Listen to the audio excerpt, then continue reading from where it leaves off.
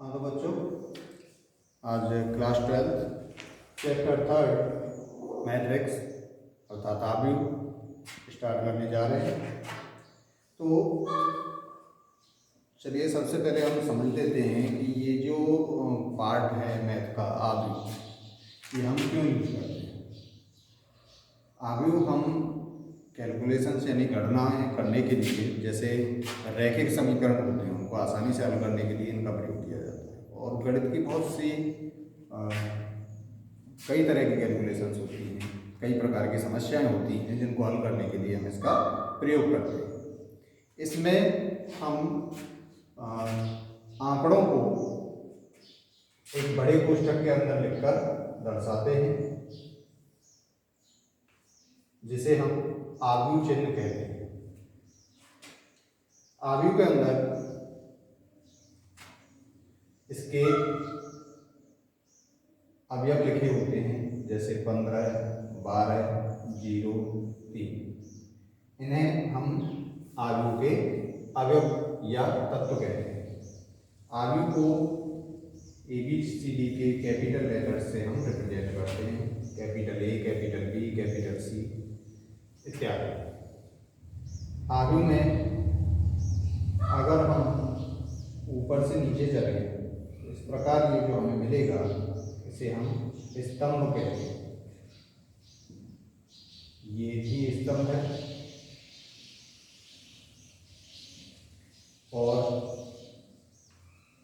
इस डायरेक्शन में, vertical direction में अगर हम चलें तो हम इसे पंक्ति कहते हैं। ये हो गई पंक्ति।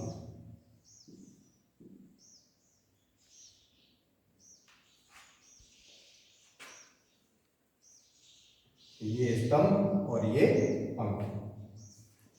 अब आव्यूह में कुछ चीजें होती हैं जिन्हें हम एक एक करके समझ लेते हैं। जैसे आव्यूह का क्रम, हम यहाँ इसके दाहिने तरफ के नीचे वाले कॉर्नर पर इसका क्रम लिखते हैं। जैसे यहाँ पर इसका क्रम क्या है, तो यहाँ पर इसका क्रम लिखने के लिए हम इसको लिखेंगे 2/2, मतलब कि इसमें 2 पंक्ति और 2 स्तंभ हैं। इसके तत्वों को हम जनरली बड़े कोष्ठक के अंदर AIJ लिखकर रिप्रेजेंट करते हैं। इसका मतलब है कि इस आव्यूह में AIJ तत्व होते हैं। I और J यहाँ पर क्रमशः स्तंभ और पंक्तियों की संख्या को दर्शाता है। जैसे किसी आव्यूह को मैं लिखूंगा, या इसे हम ये भी कह सकते हैं कि ये क्या है, एक आव्यूह का व्यापक रूप है। ये क्या है, एक आव्यूह का व्यापक रूप। तो आव्यूह को व्यापक रूप में हम किस तरह से लिखते हैं, A11, A12, A13 ...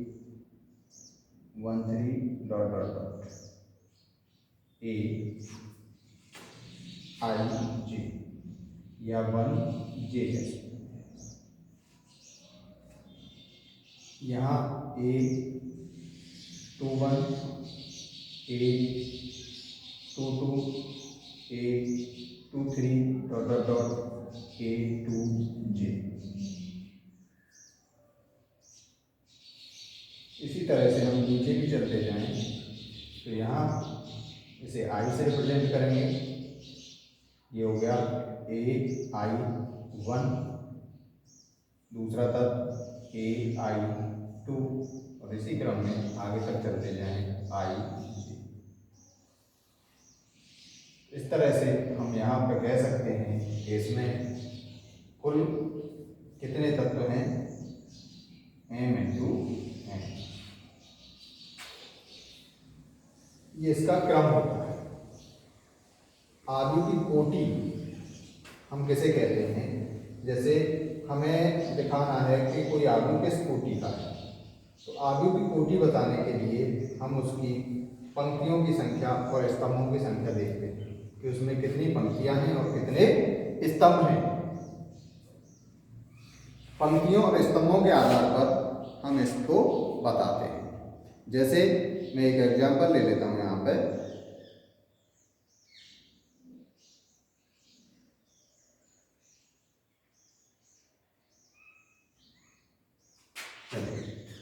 मैं कह देता हूं यहाँ पे एक आयु है जिसके अवयव हैं 3, 2, 5, 0, 1, 3।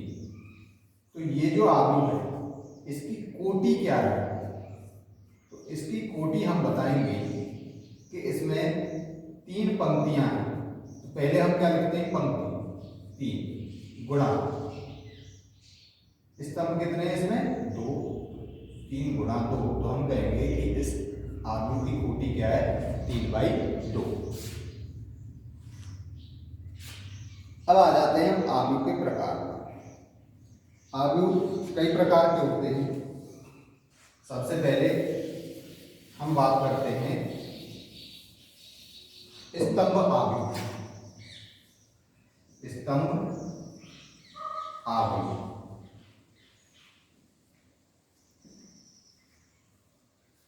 स्तंभ आयु एक ऐसा आयु होता है जिसमें केवल एक स्तंभ होता है।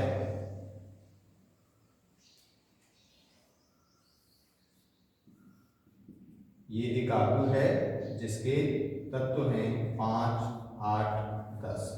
तो इसमें हम देख रहे हैं केवल एक स्तंभ है, 3 पंक्तियां हैं या अधिक हैं।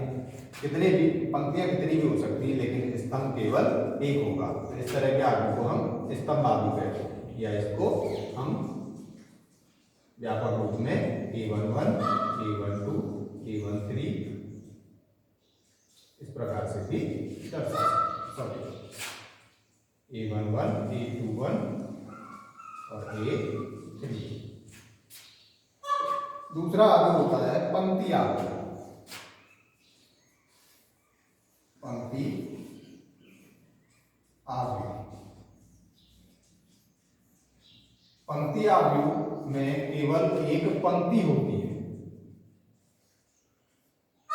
स्तंभ कितने भी हो सकते हैं लेकिन पंक्ति केवल एक हो।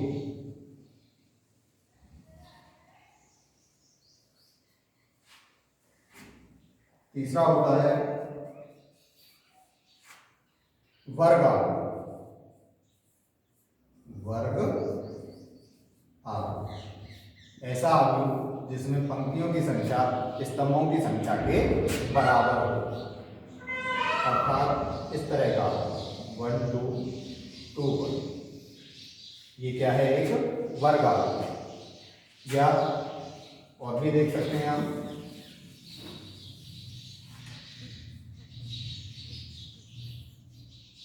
इसकी कोटि क्या है? 2/2। अब आगे देखते हैं हम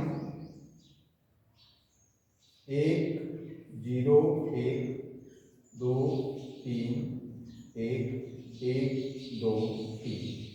तो ये 3/3 3/3 का वर्ग आयु है। यानी पंक्ति और स्तंभ दोनों समान संख्या में हो तो ऐसा आयु वर्ग आयु कहलाता है। इसके बाद देखते हैं विकर्ण आयु। विकर्ण आयु हम ऐसे आयु को कहते हैं जिसके सभी अवयव केवल एक विकर्ण को छोड़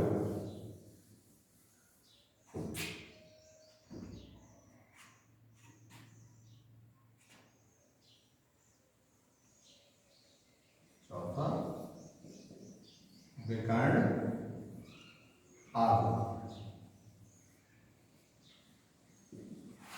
विकर्ण आयु हम ऐसे आयु को कहेंगे जैसे ये एक आयु है, मैं बना देता हूँ एक 3/3 का आयु बना देता हूँ। तो उसके ये जो तत्व आपको दिखाई दे रहे हैं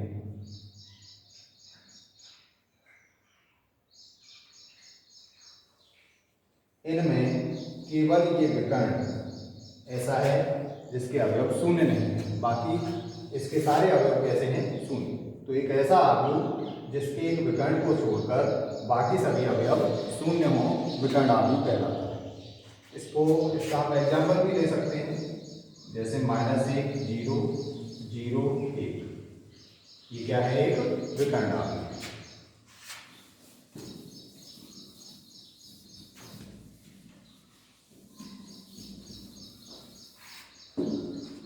चलिए इसके बाद देखते हैं अदिश आव्यूह।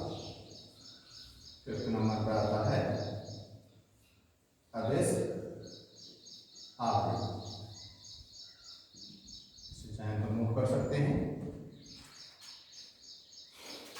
एक विकर्ण आव्यूह अदिश आव्यूह कहलाता है यदि इसके विकर्ण के अवयव समान होते हैं, अर्थात एक वर्ग आव्यूह अदिश आव्यूह कहलाता है यदि इसके विकर्ण के अवयव समान हों। जैसे ये एक वर्ग आव्यूह है 1 0 0 1, तो इसके इस विकर्ण के अवयव कैसे हैं? समान। तो इस तरह के आव्यूह को अदिश आव्यूह कहते हैं। ये भी एक अदिश आव्यूह है।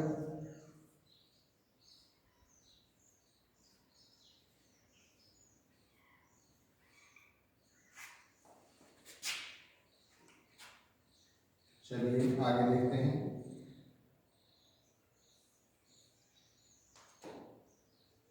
नंबर 6 तत्समक आव्यूह। तत्समक आव्यूह क्या होता है? एक वर्ग आव्यूह जिसके विकर्ण के सभी अवयव एक होते हैं।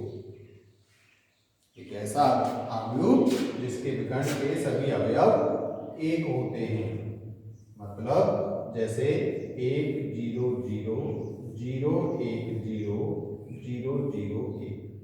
तो इसके विकर्ण के सभी अवयव कैसे हैं? 1 1 1। तो ये कैसा आव्यूह है? एक तत्समक आव्यूह।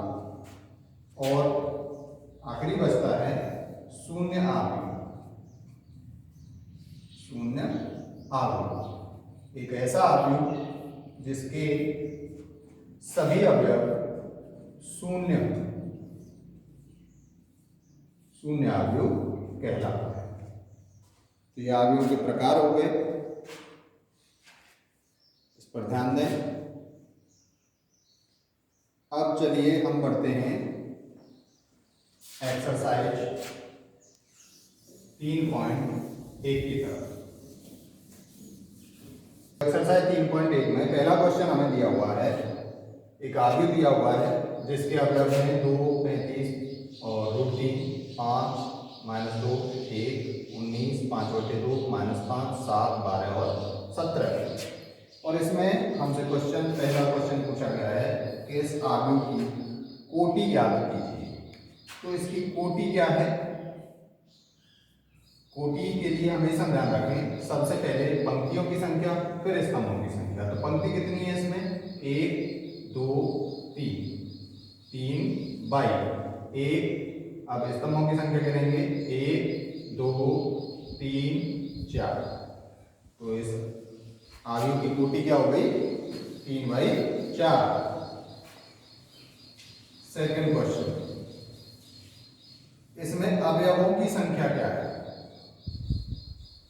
अवयवों की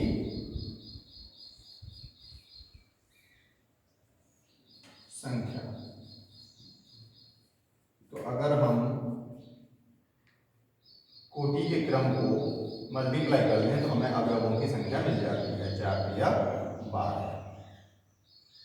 तीसरा क्वेश्चन है इसका, अवयव A13 कौन सा है? तो A13 अवयव कौन सा है? तो ध्यान दें, सबसे पहले ये अवयव है। सबसे पहले हम क्या लिखते हैं? इसकी पंक्ति संख्या और फिर स्तंभ संख्या। तो पंक्ति संख्या क्या है? पहली पंक्ति पहला स्तंभ, तो क्या आएगा 1। फिर पहली पंक्ति दूसरा स्तंभ, फिर पहली पंक्ति तीसरा स्तंभ, पहली पंक्ति चौथा स्तंभ। अब यहाँ जाते हैं तो दूसरी पंक्ति पहला स्तंभ, दूसरी पंक्ति दूसरा स्तंभ, दूसरी पंक्ति तीसरा स्तंभ, दूसरी पंक्ति चौथा स्तंभ। तो हमें यहाँ पर क्या पूछा है 1 3, तो 1 3 कौन सा है, यानी कि पहली पंक्ति में तीसरे स्तंभ में कौन सी संख्या है, तो क्या है यहाँ पे 19। इसी तरह से दूसरा क्वेश्चन इसने किया है इसी में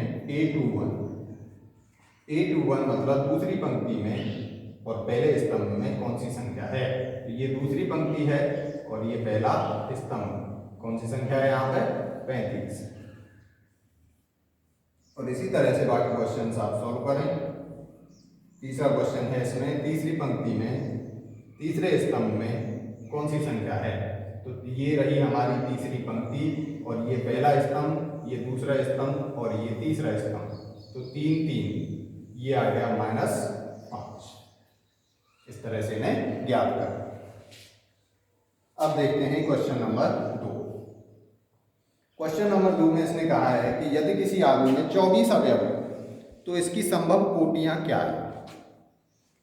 यदि इसमें 13 अवयव हों तो कोटियां क्या होंगी। तो यदि किसी आदमी में 24 अवयव हैं तो उसकी संभव कोटियां हमें क्या क्या मिल सकती हैं। हम कैसे ज्ञात करेंगे, हम 24 के गुणनखंड देखेंगे। तो 24 गुणा 1 24 होता है, इसके बाद 12 दूनी 24 होता है, फिर 8 तिया 24 होता है, 6 चौका 24 होता है,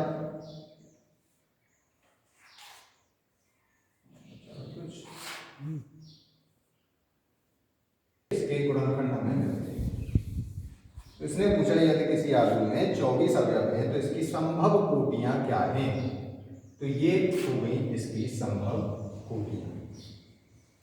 तो और ये और इसका उल्टा भी कर सकते हैं भाई, 24/1 मिल सकता है हमें, 1/24 भी मिल सकता है, यहाँ 2/12 भी हो सकता है, और यहाँ 3/8 भी हो सकता है, और यहाँ 4/6 भी हो सकता है। तो ये क्या हुई इसकी संभव कोटि।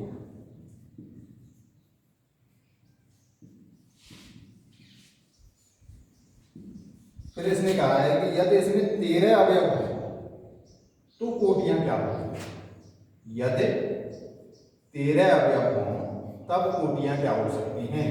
तो 13 में केवल हमें एक ही फैक्टर मिलता है 13 गुणा 1, या इसको हम लिख सकते हैं 1 गुणा 13।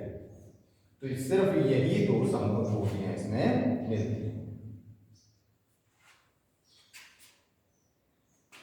क्वेश्चन नंबर 3, यदि किसी आदमी में 18 अवयव है तो इसकी संभव कोटियां क्या है। इस क्वेश्चन को आप इसी तरह से कर सकते हैं। क्वेश्चन नंबर 3 में हमें संभव कोटियां क्या है ये आपको बतानी है, बिल्कुल इसी की तरह। यदि इसमें 5 अवयव हों तो क्या होगा।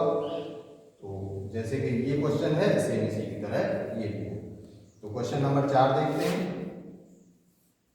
क्वेश्चन नंबर 4 में एक 2x2 आव्यूह की रचना कीजिए जिसके अवयव निम्नलिखित प्रकार से प्रदत्त है। तो इसको चलो मैं करा देता हूं आपको।